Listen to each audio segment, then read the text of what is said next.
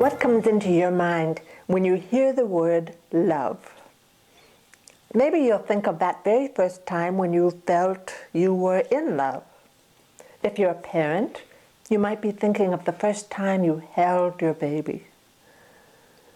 I was looking at a family photo album, and I was feeling love when I looked at the faces of my parents, my grandparents, my sister, my best friend, even a beloved family pet. Those are all feelings of love.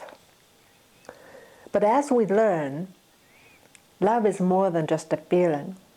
Love, real love, requires something of us, an action, very often a sacrifice.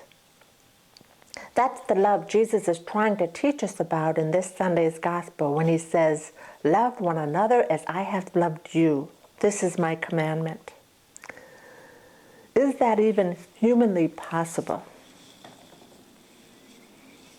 In Acts 2, St. Luke tells us about the early followers of Christ, followers of the Way, as it was known before it was called Christianity, and how they had spiritual practices which held them together in faith and in community.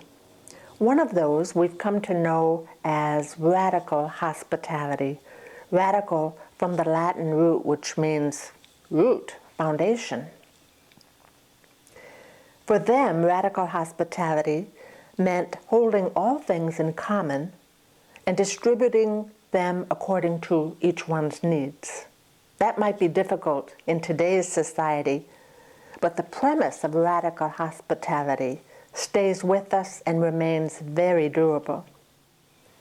Last week I was reading about a young woman about to graduate from high school. She asked her parents not to have a graduation party, but to take the money they would have spent on the party and donate it toward relief efforts for the victims of the earthquake in Nepal. Then she wrote a note to her family and friends and asked them to do the same. I thought, that is radical hospitality. Here is a young woman who feels connected with people she's never met, people on the other side of the planet.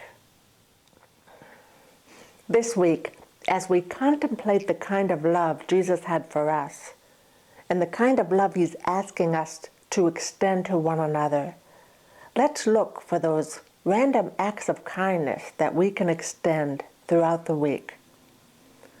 Those acts are the seeds that grow into radical hospitality. They're looking at one another with new eyes, and they're giving from a place deep within our heart, a place where love begins. God's love is everlasting. God's love will never end. God's love is everlasting.